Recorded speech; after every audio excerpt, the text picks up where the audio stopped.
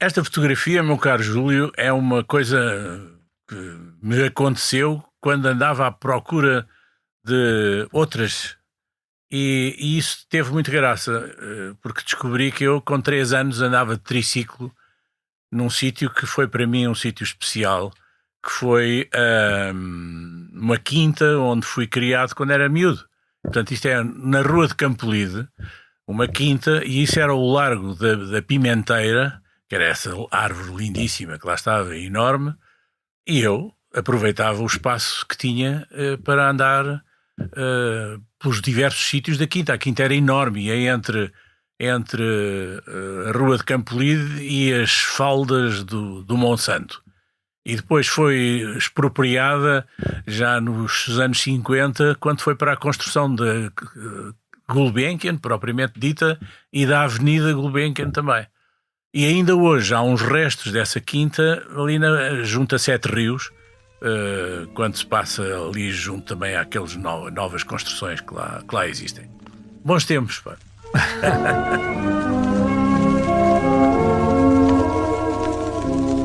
Que saudades eu já tinha da minha alegre casinha, tão modesta como eu. Como é bom, meu Deus, morar assim num primeiro andar, a cantar vindo do céu. Chama-se João Aurélio David Nunes e é da colheita Boa Colheita de 1947. Nasceu em Lisboa, cresceu, e bem, por aqui, e depois da escola de que iremos falar, foi parar ao nosso Liceu Camões, onde, para além de cantar no Orfeão, lia a preceito os textos da aula de Religião e Moral. No Liceu, que foi mordido pelo saudável vírus, que ao circular nas veias desenvolve uma paixão pela rádio, doença autoimune para toda a vida. Da equipa radiofónica de emissão do Camões à Rádio Universidade, foi outro passo que lhe aconteceu até à estreia, ainda só com 16 anos, no programa FM 64 do Rádio Clube Português. Foi naquela emissora mítica que nos viríamos a conhecer 3 anos mais tarde, quando me estreiei no programa FM 67, com tudo nomes muito originais e criativos para a época. João David Nunes está inscrito por mérito próprio e muito trabalho na história da rádio em Portugal. Locutor com uma voz inconfundível, produtor, realizador de inúmeros programas, alguns dos quais tão originais e inovadores que só teriam lugar na rádio quando a lei ainda não era a dos números e do consumo. Costuma dizer que as coisas lhe acontecem na vida e não diz que muito tem feito para que coisas aconteçam na vida dos outros, colegas e público. A criação da Rádio Comercial, em março de 1979, abriu uma janela de criatividade e inovação onde tanta coisa aconteceu na companhia de antigos, novos e, na altura, em plena atividade, reconhecidos profissionais. O João nasceu para liderar equipas em diversas atividades, todas elas ligadas à comunicação social. É ele ainda a voz do cinema, tantos os trailers de filmes que promove de forma inconfundível. É ele que dedica muito do seu tempo ao Centro Nacional de Cultura. É ele que vai ocupar comigo um tempo exíguo para falar de uma vida e paixão que é a nossa rádio, mãe de todas as coisas. Com ele vamos estar sempre no ar, sempre consigo. Olá, João. Muito obrigado, Júlio. Muito obrigado. Eu sou o Júlio Isidro e esta é a Geração 40. Os meus convidados nasceram nos anos 40 e cresceram com os racionamentos e a sombra da Grande Guerra. Passaram num país fechado a uma Europa aberta. Assistiram ao avanço da tecnologia e hoje são testemunhas do advento da inteligência artificial. O mundo mudou muito, mas terá mudado muito para melhor? É isso que vamos tentar perceber neste podcast. Bem-vindo à Geração 40. Tem mais alegria.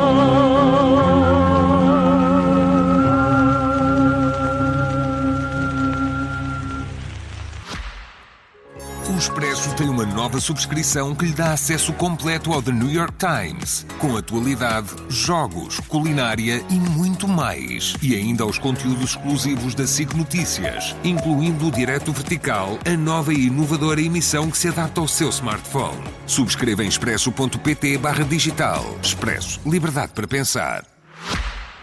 Isso é que é uma investigação feita como deve ser. Exatamente, é porque, independentemente de sermos amigos há tantos anos, quando chega a altura destas entrevistas, é bom redescobrir coisas a propósito dos nossos amigos. Já nem e todas nos elas lembrávamos, boas ainda claro. por cima. Não sabia que andavas de bicicleta numa quinta, por exemplo, não é? Não era de bicicleta, era de triciclo. Eu era muito pequenino ainda, tinha 3 anos naquela fotografia. Olha, a escola primária onde é que foi? Foi em Sete Rios, claro.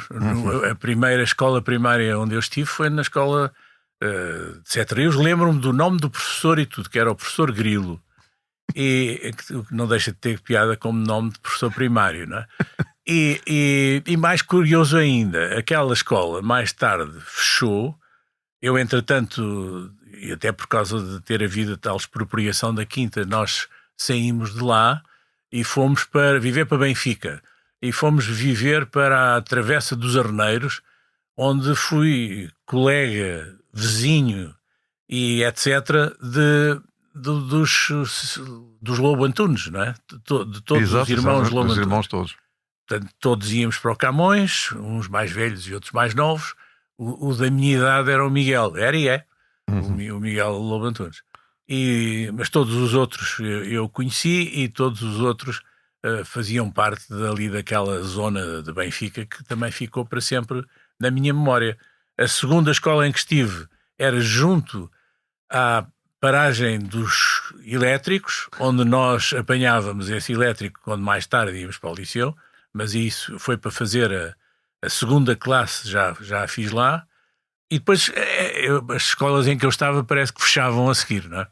E de modo que, pronto, lá fechou mais aquela escola e lá fui eu parar a outro sítio também agradável, que era a escola normal, que ainda hoje existe também, e que essa sim, não fechou. Normalmente ficou. Ficou normalmente, e que era onde como o próprio nome diz, era onde os professores aprendiam a ser professores. E eu tive essa sorte que tive professores ótimos. Aliás, nós tivemos tarde, grandes professores. No Camões, a mesma coisa. E depois no Camões é que eu nunca mudei. Isto é, tive 7 anos no Camões. Exatamente, como e eu não também. mais. Lembras-te, obviamente que sim, já falaste da geração Lobo Antunes, dos nossos colegas dos primeiros anos do Liceu Camões.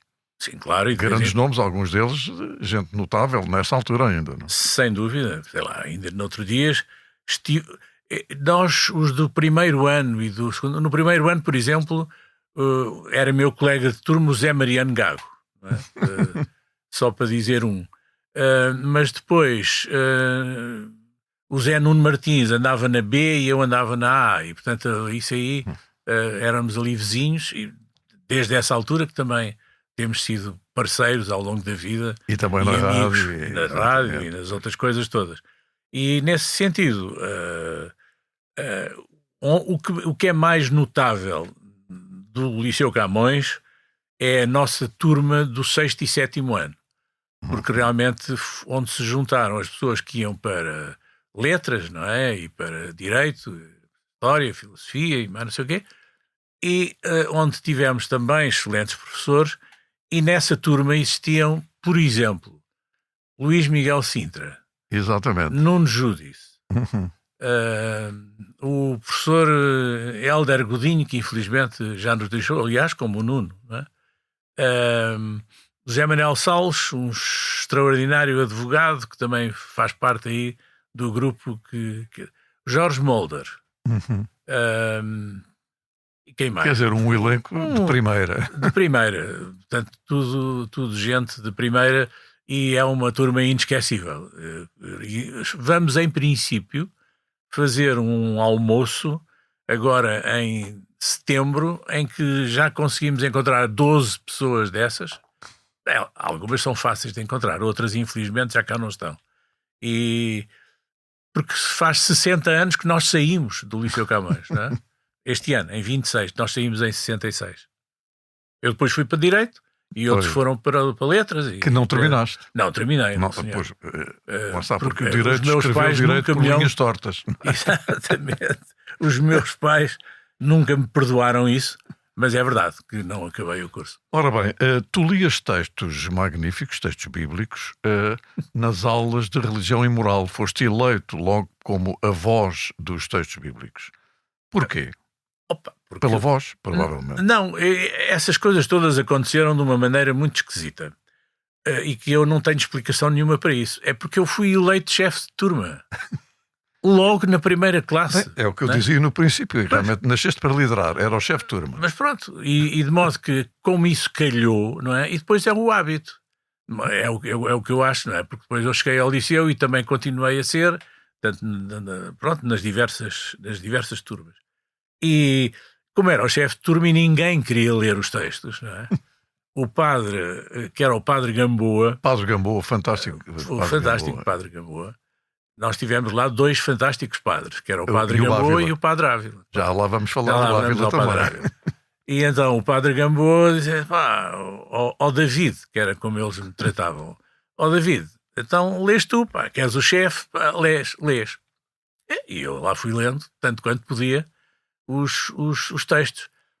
E depois criou-se esse hábito e a partir daí passamos para o Padre Ávila. Exatamente. A partir daí... Passamos para a aula de canto coral. Não claro, é? Não é? Sim, claro. Isso é outra ainda, mas o Padre Ávila falou com o Padre Gamboa quando andava à procura de pessoas para fazerem também a equipa radiofónica de emissão. Exatamente. E o Padre Gamboa disse, aqui o David é que lê muito bem textos e, portanto, tu podes lá ver se ainda utilizas. Com gravações feitas em fio-daço. Em fio-daço, exatamente. Porque o Padre Ávila tinha pedido restos, não é? À emissora nacional, que já não usava. E também material que tinha vindo dos Estados Unidos. Dos Estados Unidos e concretamente dos Açores, onde ele tinha saído de uma forma um bocadinho pressurosa, por outras razões. É verdade. A equipa radiofónica foi, no fundo, a essência de quase todos nós. Era rádio para circuito interno, mas funcionava. Claro. Aquilo era uma rádio que tinha uma capacidade muito, muito reduzida, como é óbvio. Era para os tinha pátios. Um material completamente a cair, mas dava para fazer. E, portanto, nós o que gostávamos era de começar a fazer rádio e de fazer os programas. E como os programas passaram a ser transmitidos na Rádio Universidade, uma vez por semana, não é? Havia um programa que era feito. Nós, inclusivamente, costumávamos ir gravar a casa do Luís Alves, que era filho do professor do técnico com o mesmo nome e que tinha uma casa ali no bairro do Arco Cego. E o Luís Alcobia, que era a pessoa que gravava, grande técnico, não é? Levava-nos para lá para irmos gravar porque ele tinha uma espécie de uma arrecadação onde era bom, o som lá era razoável, não é? E o Luís, deixa estar aí. E quando for para entrar, eu puxo aqui um cordel que ele tinha, que eu não via, não é? E portanto, para eu entrar, ele puxava por um cordel que mexia lá uma coisinha e eu começava a falar. Um dia esse cordel não ficou bem e caíram-me em cima as caixas de chapéus da mãe do Luís Alves, todas. O que não deixa de ter piada. É as aventuras da rádio. Exatamente. É a rádio, digamos... Eu tinha 12, 13 anos. Da pré-história. Claro. Porque aos 16 anos já estavas a fazer provas para o Rádio Clube Português. É verdade, porque a gente tinha que fazer provas sempre que era para entrar nos sítios, não é? E portanto eu lá fiz as provas e lá passei e comecei a fazer um programa que por acaso, se me permites a pequena correção, não se chamava FM 64, mas Ritmo 64. Ritmo 64. Que era uma coisa completa. Não, era já outra coisa. Não, o meu era um desgraçado FM 67. É evidente. Eu não quis também chegar a tanto, mas ainda assim. Ritmo 64 era... E no ano seguinte, para provar a tua teoria absolutamente certeira de que nós tínhamos enorme imaginação para escolher títulos, no ano seguinte chamou-se Ritmo 65. Extraordinário. O meu FM 67 foi promovido a FM 68 também, claro, de uma forma muito original. Bom, exatamente, era sempre a mesma coisa. Mas o Ritmo 65 acabou, porque deixou de ter patrocínio, mas de alguma maneira ainda bem, porque no mesmo sítio onde era transmitido o Ritmo 64 começou a transmitir-se o Em Órbita. Exatamente. No dia 1 de abril de 1965. Exatamente, das 7 às 9. Das 7 às 9. Da noite. Da noite, exatamente. ou da tarde, como quiseres. Tu, entretanto, talvez tenhas na memória, eu tenho de certeza, eu lembro-me bem, do primeiro disco que lançaste pela tua mão no Ritmo 64. Pela minha mão no Ritmo 64, devo dizer-te que não me lembro. Eu lembro-me nada... que eu passei o Cat Stevens, Matthew and Son. Ah, sim, pois. Eu acho que foi uma coisa dos Beach Boys, mas não tenho a certeza absoluta. E só tenho esta recordação porque tenho uma fotografia minha também nessa altura, já em 65 ou 66, com uns discos dos Beach Boys ali à frente, Heroes and Villains, ou assim, uma coisa. E David Nunes, grande divulgador dos Beach Boys em Portugal. Eu tinha passado várias vezes, mas sei lá, lembro-me de ter passado os Stones, Exatamente. Aliás, falando de Beatles, Stones, eu penso que a canção da tua vida é I Can't Get No Satisfaction. Foi e há de continuar a ser, porque realmente tenho com essa cantiga uma relação muito especial. Essa fui eu que também estreiei em Portugal e, portanto, também tenho essa relação. Foi um amigo que trouxe de Inglaterra, não é? Exatamente. E era o amigo do costume, que era amigo de nós todos quase, que era o Manel Espinho. Manel Espinho, que era comissário da TAP, pois, e que trazia essas coisas todas. E sim, olha, lembro-me perfeitamente quando ele me trouxe o Jimi Hendrix e o Hey Joe, não é? Que eu ouvi aquilo e fiquei, isto é extraordinário. E, não é? Nós nessa altura tínhamos a grande vantagem de estarmos a fazer as coisas e termos a mesma idade de quem fazia, não é? E de quem ouvia. E, portanto, é um sistema quase perfeito, não é? Exatamente. E nesse sentido... Porque os Stones tinham praticamente a nossa idade, claro, e o nosso público também, não é? Exatamente. Isso é absolutamente... Portanto, eu lembro-me do primeiro, foi o Matthew and Son, mas a canção da minha vida não é essa. É o Bridge Over Troubled Water, de Paul Simon e do Art Garfunkel. Eu sou um fã absoluto também do Paul Simon e do Art Garfunkel, enquanto banda.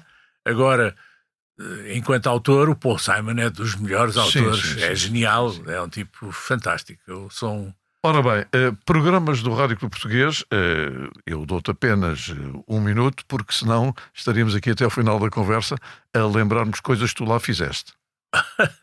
Não, dava para dizer muitas coisas, não é? Mas sim, eu fiz ainda no Rádio Clube Português uma coisa que se chamava também com uma grande capacidade de invenção, o nosso programa, e que era transmitido antes do Em Órbita, entre as 6 e as 7, e que eu, aliás, já estava a fazer, e foi também por causa disso que o Jorge falou-me até que ponto é que eu não quereria ir fazer um Em Órbita. E eu disse-lhe, tu pagas-me muito menos do que o Joel Nelson. Já vamos falar de Joel Nelson, do Espaço 3P. E então, e por outro lado, pronto, eu já estou comprometido, não gosto de não cumprir com o que prometo. Isso, aliás, é uma característica que eu tenho e que nós temos. Sim. E que também, se calhar, aprendemos nas escolas onde passamos, não é? Sim, realmente, não só o Camões, mas também... A escola do próprio Rádio Clube Português. A própria escola do Rádio Clube Português, como é óbvio. Vamos falar do Espaço 3P, porque naquela altura a ideia do Joel Nelson, onde tu eras a voz e a imagem também, era uma ideia muito, muito inovadora para a época, que era a rádio feita fora de portas numa caravana. Exato. Isso foi uma ideia dele, e que depois eu apadrinhei, obviamente, e que acabei por ter que ser eu a executar, não é? Mas de qualquer forma, não fui apenas eu, várias outras pessoas que participaram, e foi uma equipa, aliás, muito interessante e engraçada, e também era um bocado nós podíamos chamar a isto Rádio Caracol, dizíamos nós na brincadeira. Porquê? Porque andamos com a casa às costas, não é? E a verdade era essa, nós íamos naquela coisa, chegávamos aos sítios, tínhamos que montar aquilo tudo, punham as colunas cá fora, e depois as pessoas começavam a juntar-se. Foi precursora essa ideia e essa realização de muito do que se faz hoje em dia, por exemplo, aos fins de semana na televisão, não é? Exato. E nesse sentido teve graça. Foi uma série de anos. Foram 2 anos, só que foram as praias de Portugal mesmo. Não é? Do norte a sul, não é?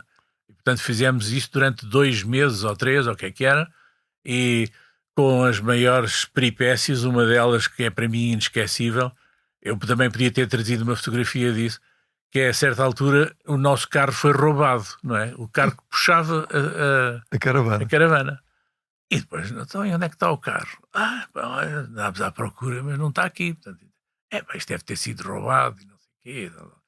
Vamos fazer queixa à polícia, mas não sei o quê, e tal. Mas lá o encontraram, mas não havia hipótese nenhuma de o porem pronto, porque tinham levado as rodas, tinha ficado em cima de uns cepos e não sei o quê, lá num descampado. Como é que nós tínhamos que ir de Olhão para Tavira, ou de Tavira para Olhão, já não sei bem, mas acho que era de Olhão para Tavira. Íamos de Olhão para Tavira e não porque foi em Olhão que foi roubado o carro. E de modo que lá fui eu a guiar um trator daqueles que rebocavam os barcos na praia, para que os pescadores muito simpaticamente emprestaram, não é? Para nós levarmos, fazer aqueles 30 km, nós levámos para aí 1 hora e tal. Lá foi a caravana. Lá foi a caravana atrás e um tipo sentado em cima do guincho, de maneira a ver se aquilo não saltava e não sei o quê. Uma tourada. Ora bem, nós tivemos pelo menos 2 programas em comum, muito embora não fôssemos titulares. Fizemos ambos o CDC, Clube das Donas de Casa. É verdade. E Quando o Telefone Toca. Exatamente. Do Matos Maia. Do Matos Maia. Exatamente. Nós não éramos titulares, mas fomos colaboradores com muita honra. Exatamente. Do Henrique Mendes e da Maria João. Da Maria João Aguiar e do Zé Matos Maia, claro. Exatamente. Lá no Rádio Clube, quando o Telefone Toca, existia tanto no Rádio Clube como na Rádio Renascença. Exatamente. Que era produzido por um senhor que se chamava João Pedro Batista. E na Rádio Renascença, quem era a voz? Era uma voz extraordinária. Fabulosa. Do Joaquim Pedro. Joaquim Pedro. Que era funcionário da BP, penso Mobil, eu. Ou da Mobil. Da Mobil. Mas pronto. E que tinha um restaurante mais tarde ali em Monsanto. Agora vamos entrar em órbita. Muito bem. Eu fiz o Em Órbita durante 3 anos, de 70 a 73. Fiz o Em Órbita 1 e o Em Órbita 2, porque mais tarde o nosso querido produtor, amigo, inventor, isso tudo, conseguiu também ter mais um horário da meia-noite à 1. E tu também fizeste o Em Órbita em 2 fases. Uma como substituto, eventualmente, do nosso grande amigo, que perdemos há relativamente pouco tempo, Cândido Mota. E depois também já na área da música, dita música clássica, música antiga, não é? Exatamente. Eu fiz sobretudo essa última fase. Eu fiz meia dúzia de programas no princípio só, mas uma vez mais com muita honra e muito gosto. Eu e o Jorge fomos sempre muito amigos e, portanto, tivemos sempre uma grande proximidade, de tal maneira que eu estive lá no primeiro dia, não é? Estava lá na cabine a assistir às coisas e, aliás, curiosamente, a primeira emissão do Em Órbita não foi feita pelo Cândido Mota. Não, foi feita por Pedro Castelo. Exatamente. Eu também um querido amigo e que agora já não vejo há uns tempos, mas que uma voz muito característica e que tinha que ver com aquela ideia que o Jorge tinha de que as vozes do Em Órbita tinham que ser também muito características e muito distantes. Isto é, ele não queria nada que nós nos fôssemos para lá armados em DJs e nada disso. Nada, é que o slogan era o programa é escrito por mim e dito por nós, não é? Exatamente. E se gosta, ouça alto, se não gosta, desligue. Não é? Era outro slogan. Era um outro slogan também muito bom. Eu lembro-me do primeiro indicativo, que era o Revenge dos Kinks. Exatamente. Ainda no outro dia estive a gravar isso para um amigo meu, porque ele não sabia o que era, e eu disse-lhe, isso é um tema dos Kinks, é um dos poucos temas só instrumental, não é? Deles, e que é muito giro e que foi o primeiro indicativo do Em Órbita, nessa fase, não é? Mas o Jorge defendia que, e não é por acaso que ele te escolheu a ti e escolheu o Cândido Mota, porque vocês faziam noticiários também, nessa altura. Exatamente. As pessoas não se lembram de ti a fazer noticiários, mas eu lembro. Daquela fabulosa equipa do Luís Filipe Costa. Com o Jorge Dias. O Jorge Dias, outra voz fantástica. Aliás, todos tinham vozes fantásticas. O Jaime, não é? O Jaime Fernandes também. O Joaquim Letria, o Paulo Fernando. O Paulo Fernando, também, tac-tac em todos, mangas de camisa, pois, exatamente. mas todos com grandes vozes. Pá. E esse distanciamento que o Jorge queria entre o que se dizia e a música que se passava. Porque não é? nós nunca dissemos uma palavra das nossas cabeças. Há que dizer Exatamente, isto. exatamente. Era a única circunstância em que éramos exclusivamente locutores.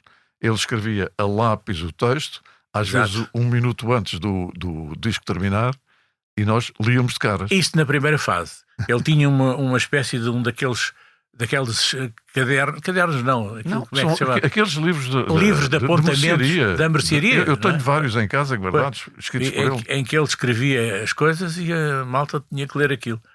E eu, mais tarde, que era uma coisa já muito mais fina, tu depois fizeste aquilo que se pode chamar o intervalo do Em Órbita, que foi exatamente as novas aventuras do Em Órbita. Exatamente, que foi aquilo que o Jorge teve que fazer antes de começar a parte da música erudita, que foi o que ele descobriu que era o que lhe apetecia fazer. Não é? Exatamente. E aí mudámos o indicativo, que era o Ouça os Pratos de Zaratustra. Exatamente, do Richard Strauss, e que ele adotou, porque era um indicativo, chamemos-lhe assim, ou digamos que o tema essencial do filme 2001, não é? Odisseia no Espaço, do Stanley Kubrick, que é um filme que o Jorge Gil deve ter visto 30 vezes. Sim, sim. É? Pronto. E que seguia completamente todas as coisas que esse filme dizia e tentava executar na vida de todos os dias muitas das coisas que o próprio Stanley Kubrick também praticava enquanto realizador.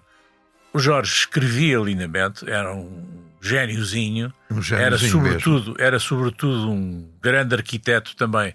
Se tivesse querido, aliás, ganhou um prémio Valmor, não é? Sim. E seria com certeza um excelente arquiteto. Desenhava lindamente, não é? Os bonecos cómicos que ele fazia, lembras-te? Não é? Exato.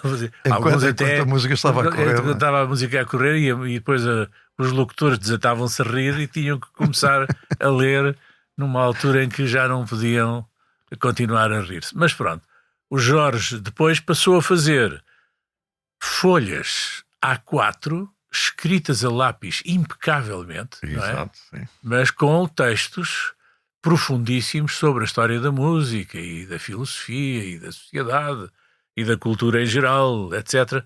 São textos fabulosos que eu tenho muita pena de não saber exatamente onde eles param. E Porque tenho dava realmente um livro dava um extraordinário. livro fantástico. E sobretudo porque ele deve lá ter anotado quais eram as músicas que passavam também. Bem, aliás, disto durante o texto, não é? Pois. Quais eram as músicas que eram passadas. E essa sim foi a fase maior que eu fiz do Em Órbita, porque fui quase exclusivamente eu que fiz. E digo quase exclusivamente porque ali no princípiozinho ainda foi o Cândido que começou, mas depois, logo a seguir, já em 70 acho que ainda em 74 eu comecei a fazer, e fiz até 92, acho eu. Pronto, entretanto foram 20 acontece anos. a nacionalização da rádio. Não, isso foi do Rádio Clube Português. Do Rádio Clube Português, Sim. pois. E ainda no Rádio Clube Português, sim, nessa altura, em 74, 75. Em 75 é feita a nacionalização da rádio. Ora bem, e agora Em vamos dezembro falar... de 75. E agora é que vamos falar de uma grande aventura em que eu passo de colega de microfone do João David Nunes para subalterno do João David Nunes, que era diretor da Rádio Comercial. Ora bem, Sim. o diretor e criador da Rádio Comercial. Como é que isto aconteceu? Olha lá, eu agora, tu dizes como é que isto aconteceu? E eu digo, aconteceu? Foi assim. Como aliás costumas dizer que na vida tudo me acontece sem saber como, não é? Porque eu nunca tive grandes projetos, não é? De fazer, sei lá o quê. Várias das coisas que fiz, não tive isso como um projeto, como um objetivo, nada disso. Em relação à Rádio Comercial, isso resultou de uma reflexão que foi feita entre um novo administrador que lá foi parar à RDP, que se chamava Rui Ressurreição, e eu próprio, de como é que aquilo se podia organizar. Aquilo era a RDP. Não é? Eu, na altura, estava claro, no Rádio Clube Português, onde curiosamente era o responsável comercial. Eu, nessa altura, e até por isso eu fiz parte da comissão instaladora da RDP, a seguir à nacionalização, e depois da nacionalização nós chegámos à conclusão, isso já com essa tal nova equipa, com o Rui, Ressurreição, de que havendo na mesma empresa, neste caso a RDP, uma rádio comercial, visto que tinha publicidade, e uma rádio oficial, dado que sempre tinha sido a rádio oriunda da emissora, não é? oriunda da emissora nacional, com essa tradição, a emissora nacional, que era a Lisboa 1, a Lisboa 2, não é? E que depois passaram a Antena 1 e a Antena 2, mas numa primeira fase era Programa 1 e Programa 2. Exato. Curiosamente, eu cheguei a ser diretor do Programa 1 durante para aí 6 meses, mas fui antes da criação da Rádio Comercial, porque foi nessa altura que se fez essa reflexão que eu estava a falar há bocado e que se criou a Rádio Comercial, por um lado. Para quê? Para que se diferenciasse completamente o que era a zona comercial do que era a zona de serviço público. Nada melhor que chamar rádio comercial. E depois, muita gente me pergunta, mas então porquê é que se chamou rádio comercial? Exatamente por isso, porque não houvesse dúvidas nenhumas. E também fiz um research sobre diversos nomes por aí, e apareceram vários que depois, alguns deles até quando foi do tempo das rádios chamadas piratas, apareceram, etc. Mas pronto, ficou o Rádio Comercial. E até hoje, dias de hoje, não é? Até hoje, e vai daqui um abraço especial para o Pedro Ribeiro, que é o atual diretor da Rádio Comercial. Que está a fazer um belíssimo trabalho. E que está a fazer um belíssimo trabalho e que faz com que a Rádio Comercial, passados estes anos todos, ainda possa continuar a ser líder da audiência. No entanto, há que dizer, sem estarmos com aquele culto do meu tempo é que era bom, que realmente a Rádio Comercial lançou programas e, enfim, confirmou pessoas a trabalhar com coisas absolutamente notáveis. Estou-me a lembrar do Luís Filipe Barros e o Rock'n'Stock, por exemplo. Claro. Estou-me a lembrar do Adelino Gonçalves, a Discoteca. Estou-me a lembrar do António Sérgio, o Som da Frente, por exemplo. E, ou Está a Lança-Chamas, em todos. não é? Sim, o Lança-Chamas também. A Hora do Lobo. O Jorge Pego com Todos no Top, não é? Era Todos no Top. E um programa muito curioso que tu criaste para as manhãs, que era 5 manhãs, 5 estrelas, pois. Onde estava eu, estava o Carlos Pinto Coelho, o Nuno Martins, o Luís Pereira de Sousa, e realmente em cada manhã aparecia um programa de manhã feito de forma completamente diferente. Não é? Exatamente, era... Porque a certa altura também já começava a ser tudo a mesma coisa, não é? E achei que se calhar que se mudássemos e tivéssemos uma estrela por cada dia, não é? Da semana, de segunda a sexta, que era 5 estrelas, portanto era um programa que tinha um nome engraçado e que teve muita capacidade de resposta. Tinha um repórter que funcionava para todos, acho eu, que era o Carlos Rebelo. Carlos Rebelo, exatamente. E que foi também um elemento importante, digamos, na coesão que dava com essa entrada diária. O resto mudava, mas isso mantinha-se e era sempre interessante, com informações sobre o trânsito, etc. Olha, fomos os primeiros a dar. Exato, os primeiros a dar. E chegámos a ter avião e tudo. Tudo como deve ser. Um avião com o Moreno. Com o Alberto Moreno, que era piloto. E simultaneamente era piloto. Era piloto. Ora bem, e vamos falar também do Cândido Mota. Para além do Em Órbita, o Cândido Mota fez um programa histórico chamado Passageiro da Noite. Foi um dos programas históricos da Rádio Comercial.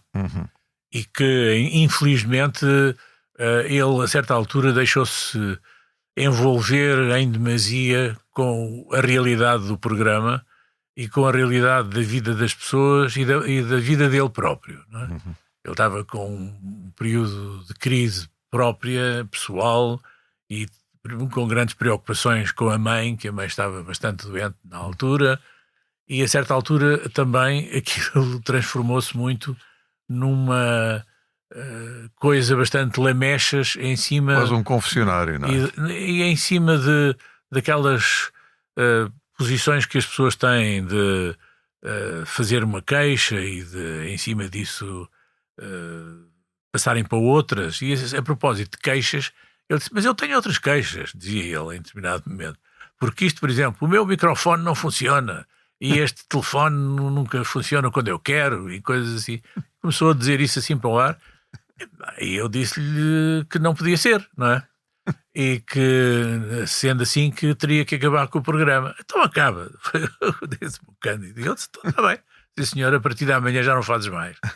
E foi assim, mas isto foi com muita pena minha, porque eu sempre fui amigo do Cândido. O Cândido era uma pessoa fantástica, boa pessoa, com uma voz extraordinária. Tu tens uma grande voz, o Zé Nuno Martins já aqui foi falado, tem também, o Jaime também tinha, o próprio Luís Filipe Costa tinha uma voz muito característica. Que tinha sido chumbada na emissora nacional, claro, que tem mais graça. Não? E que a certa altura era quem gravava mais publicidade em Portugal. Tal era a voz de companhia, digamos assim, que ele tinha. E mais tarde houve o Zé Ramos também. O Zé Ramos com uma voz absolutamente extraordinária. Estou a esquecer-me de algo. Olha o Jorge Moreira, Jorge Moreira. Jorge. Também. E pronto, mas... E o Fernando Quinas também tinha Fernando uma voz Quinas também, belíssima. meu querido Fernando Quinas, que foi meu companheiro no Liceu Camões também como teu, e na Rádio Universidade, não é? Tu dizes uma coisa muito engraçada. Mas desculpa, eu só queria acabar por dizer isso em relação ao Cândido. E portanto, eu, havendo estas vozes todas, e inclusivamente também havendo pessoas que dizem que eu que tenho uma voz, não sei o quê. E tens, sim, senhor. Muito obrigado. Acho que tenho uma voz característica. Mas o melhor locutor que eu conheci em Portugal foi, e continua a ser, por enquanto, o Cândido Mota. Assino por baixo. Pronto. Tu disseste uma coisa com a qual eu concordo inteiramente, mas vale a pena uma explicação. A rádio é uma aventura.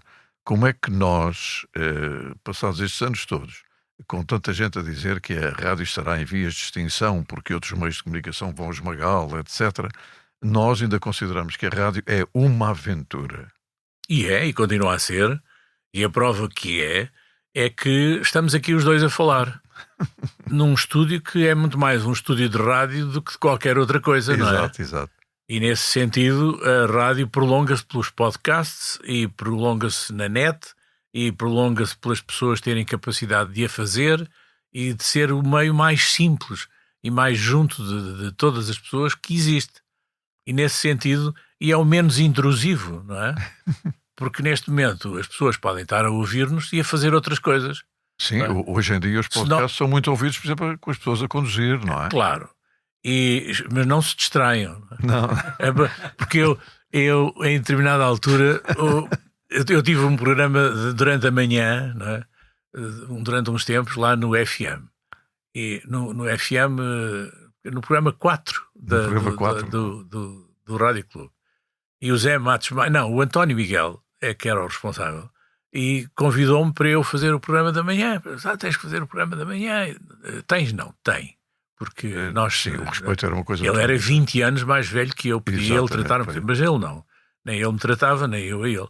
E, portanto, tem que fazer o programa da manhã, porque o João é uma pessoa bem disposta e de certeza que pode fazer uma coisa engraçada. E pronto, eu lá fui fazer o programa da manhã, não me apetecendo nada, que eu nunca gostei de me levantar cedo, não é? E então lá fui. E a certa altura comecei a fazer umas brincadeirazinhas durante a manhã. E uma delas não correu lá muito bem.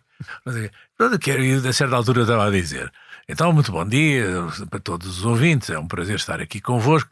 Certamente nos estão a ouvir, por exemplo, a conduzir, mas disse o mesmo que disse aqui há bocado. Mas tenham cuidado. Mas também não se distraiam, porque, olha, já está verde, pode ir. E disse isto. E houve um telefonema que eu recebi no fim, assim: você teve graça, mas não teve graça nenhuma o que me aconteceu. É que eu reagi àquilo que disse, pá. E então arranquei e bati no da frente, pá. De modo que pode haver também... A aventura é tal que até pode haver desastres em direto. Mas pronto, essa é uma que eu nunca me desculparei. Mas isto permite-me chamar a atenção para uma coisa que nós sempre tivemos muito presente e que é a responsabilidade que é estar aqui, ao microfone. Sim. Aquilo que tu chamas nervinho. Apesar de dar sempre um nervinho. Sim. Não é? Sim. Mas quer dizer, é uma capa de controle. Tem sempre que se ter, não é? E se não se tem esse tipo de controle, pode-se causar desastres, não é?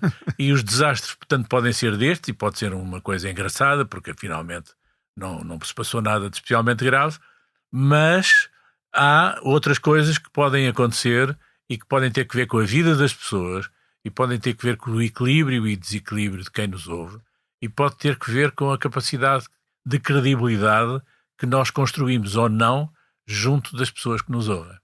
Sobretudo porque as pessoas, em princípio, acreditam naquilo que estamos a dizer. Exatamente. E isso é uma enormíssima responsabilidade.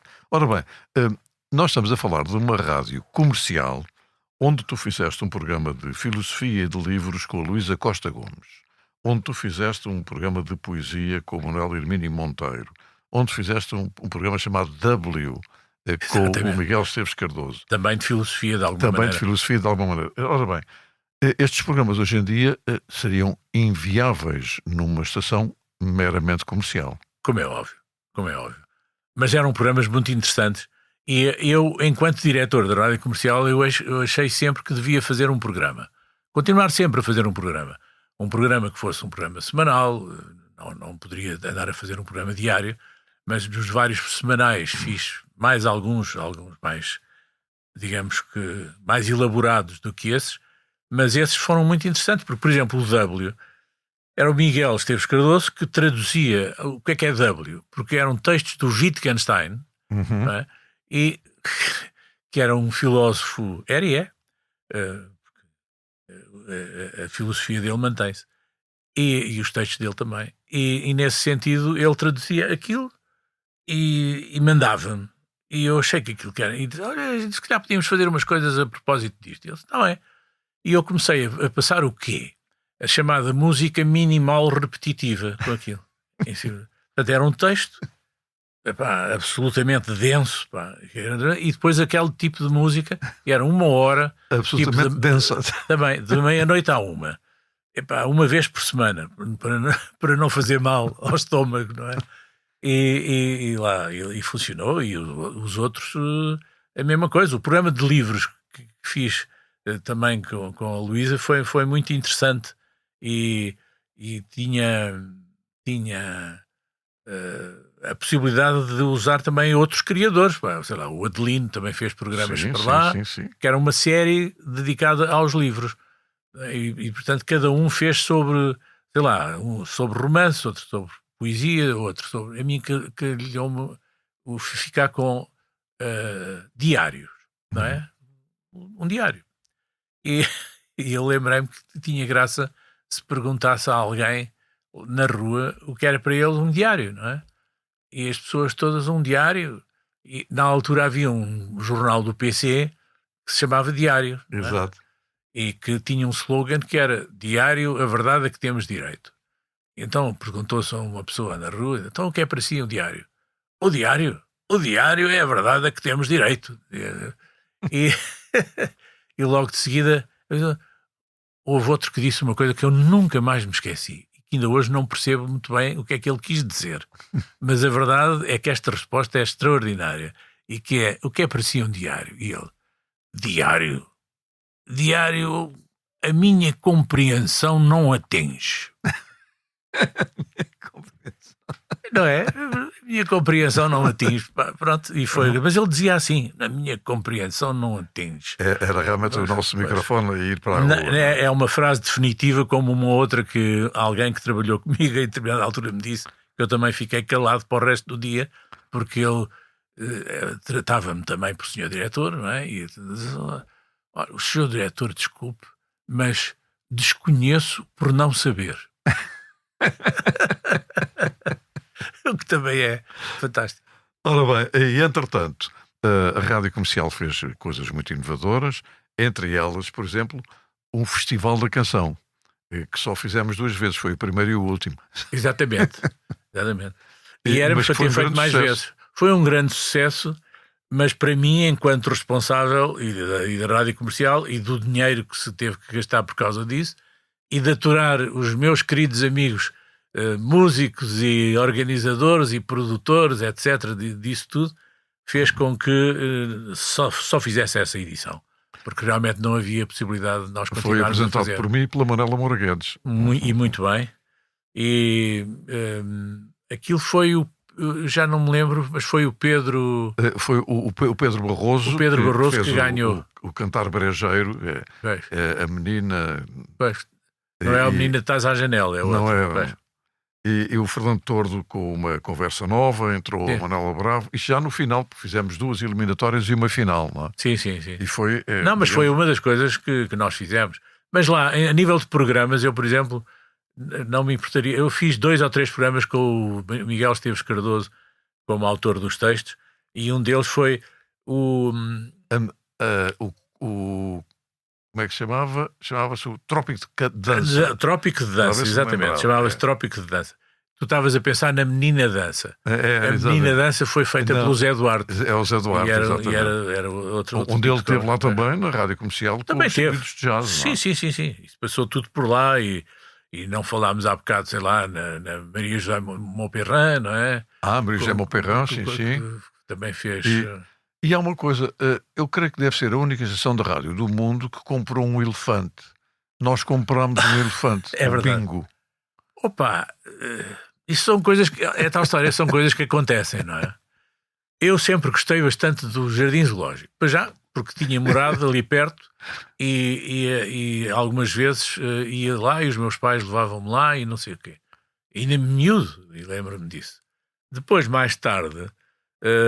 já na Rádio Comercial tive uma boa relação com o Pedro, que também não me lembro agora do apelido dele, que era o Duque de Palmela e que era o diretor-geral, o presidente de lá do Jardim Zoológico. E tinha um bingo dentro do Jardim Zoológico. Tinha lançado um bingo, não é? Mas independentemente desse lançamento do bingo, que ainda estava para ser lançado, ele queixou-se, fui lá fazer uma visita porque eu tinha estado com ele. E eu disse, o João apareça lá, porque eu sou capaz de ter algumas ideias para isso. E foi aí que eu propus que houvesse o patrocínio dos diversos animais, digamos assim, da exposição dos diversos animais, patrocinado por empresas. Tinham patrocínios. E portanto, ele depois desenvolveu isso. E ele queixou-se que não havia o elefante, que era aquele que eu te conhecia desde miúdo, a quem nós dávamos uma moeda e ele tocava o sino. Pronto. E portanto precisamos de um... Mas era bom que viesse um que fosse ainda bebê, que era para nós o treinarmos e não sei o quê. E eu disse, deixa-me lá pensar nisso. Depois comecei a pensar, onde é que se compra um elefante bebê? Foi na África do Sul. Foi na África do Sul, pronto, mas isso depois eu soube que era na África do Sul, então mandámos vir da África do Sul. Houve ainda um primeiro exercício de um crowdfunding. Era isso que eu ia dizer. Isto foi patrocinado pelos próprios ouvintes. Não foi completamente. A rádio ainda teve que pôr aí algum dinheiro, mas tudo isso deu para oferecermos, porque aquilo ainda custou perto de 1000 contos, não é? Uhum. Entre o valor do animal e o transporte. e não sei o quê. E de modo que achámos que se calhar era interessante fazer a cerimónia de entrega do elefante ao Jardim Zoológico na altura em que fosse inaugurar o bingo. E então, como é que vamos chamar? E eu por mim proponho que seja bingo. E assim foi.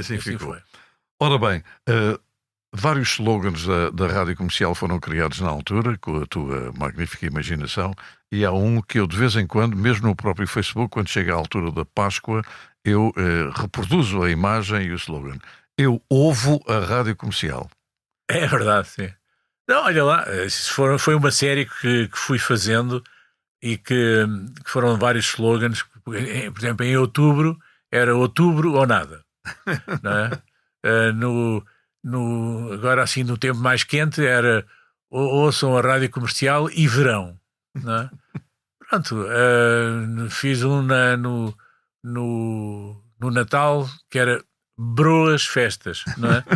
E era uma capa só com broas de Natal e tal. Portanto, foi assim uma série muito engraçada. Fez a diferença na época, não é? E fez a diferença, não é?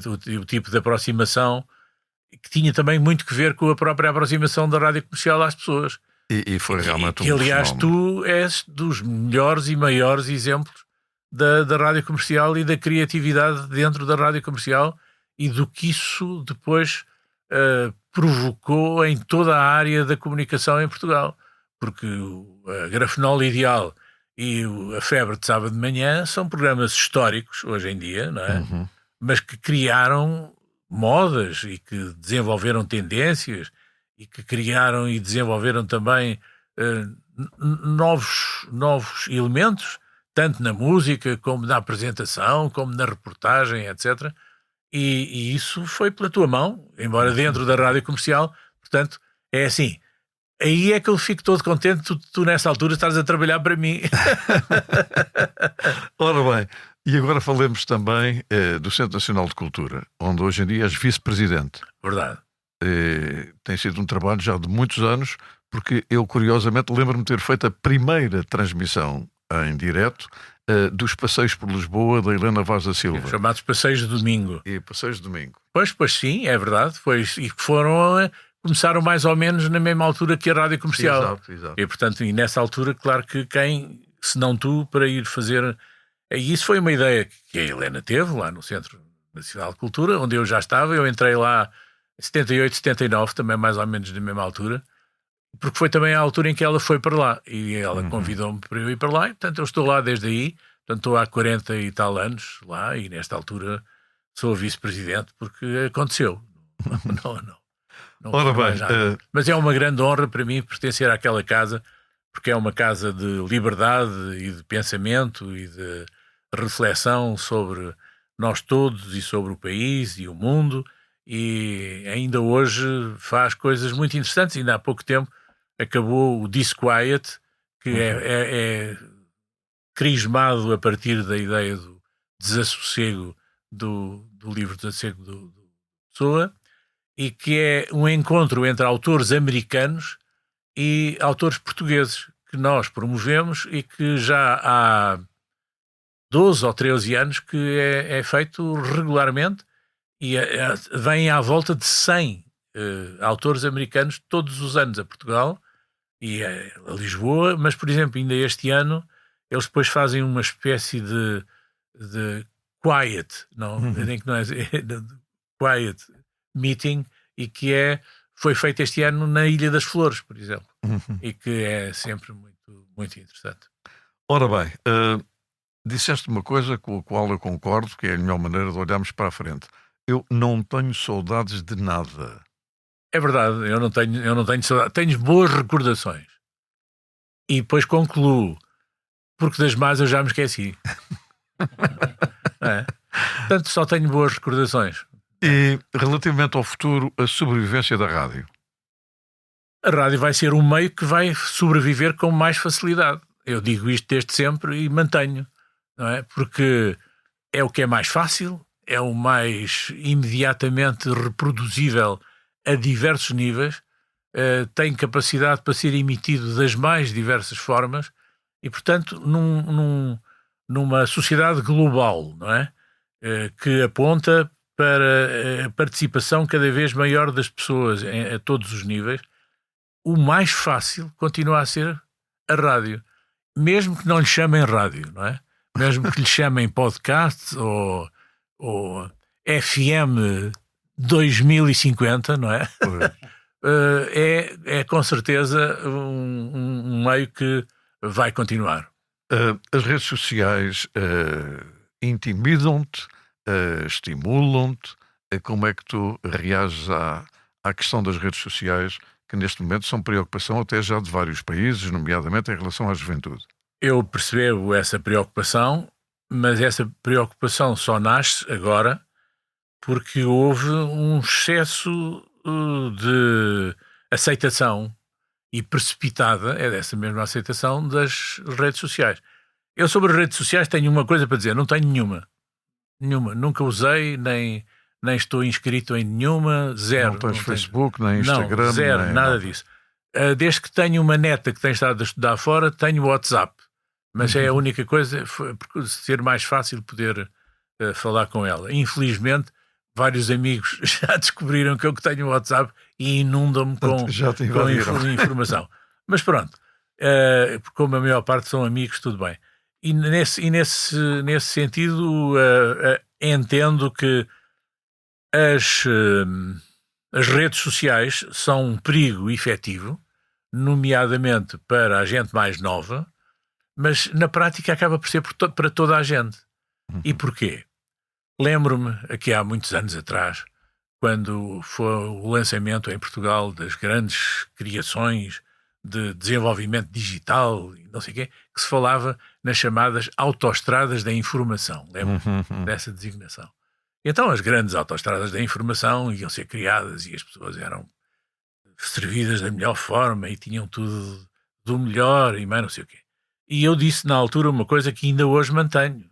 Em relação a estas coisas todas, se lhe chama autoestradas, então tem que se ter uma ideia primeira e anterior. E há automóveis para pôr dentro dessa autoestrada? Se houver, muito bem. Mas é bom que haja condutores desses automóveis. E limite de velocidade. Limite de velocidade e regras de funcionamento. Se nós achamos isso para um tipo de circulação, como é a circulação automóvel, mas que tem que ver com as outras todas, e também há as preocupações agora com as bicicletas e com as trotinetas, etc., e os peões e isso tudo, não é? Em relação às redes sociais, essa preocupação também deve existir.